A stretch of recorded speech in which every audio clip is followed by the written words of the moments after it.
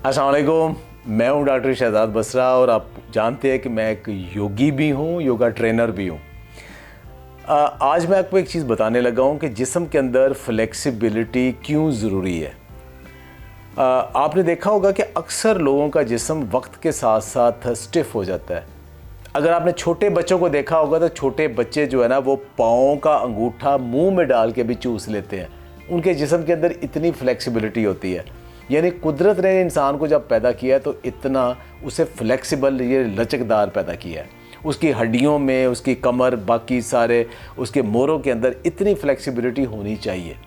लेकिन वक्त के साथ साथ चूँकि हम वो वर्जिश नहीं करते, हम कुछ स्ट्रेच एक्सरसाइजेज नहीं करते, उसके नतीजे में हमारा जिस्म स्टिफ़ होना शुरू हो जाता है।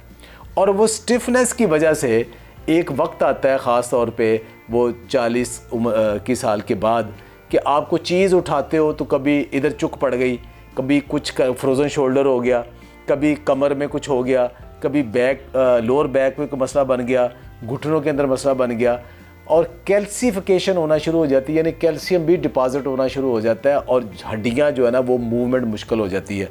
कैसे, मैं आपको मिसाल देता हूँ। एक आम बंदा, उसको कहें कि आपको यहाँ झुके तो वो यहाँ के बाद वो रुक जाएगा। हालांकि इंसान का जिस्म इस फ्लेक्सिबिलिटी के लिए बना है। अल्लाह ताला ने जो बनाया है वो इसके लिए बनाया है कि आप आसानी के साथ यहाँ तक आ सके।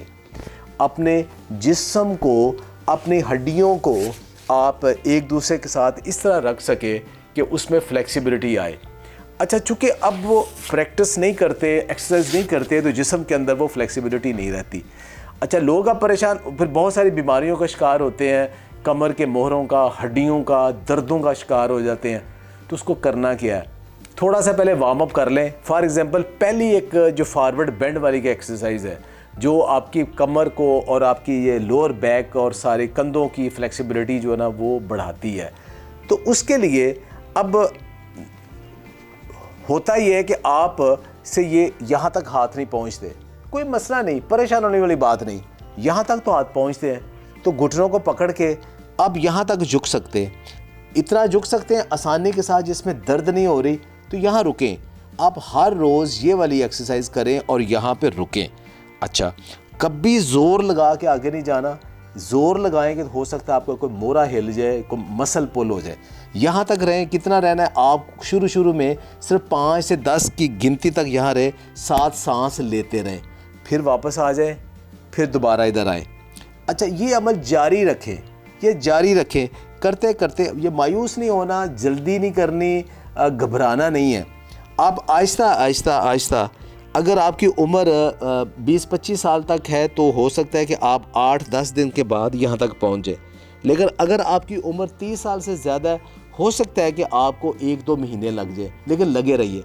लेकिन और अगर आपकी उम्र 50 साल से ज़्यादा है तो हो सकता है कि आप यहाँ तक कभी भी ना पहुँचे, लेकिन आप यहाँ तक तो पहुँच जाएंगे।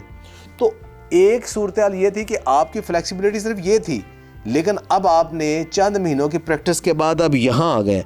तो अब आप देखें कि आपकी जिस्म की फ्लेक्सिबिलिटी कितनी इंक्रीज़ हुई। ये मैंने सिर्फ एक पॉस्चर आपको बताया कि इस पॉस्चर को करने के लिए आपने इसको कैसे करना है। करते रहेंगे तो चंद महीनों के अंदर आपकी जिस्म के अंदर भी फ्लेक्सिबिलिटी आ जाएगी। बहुत बहुत शुक्रिया।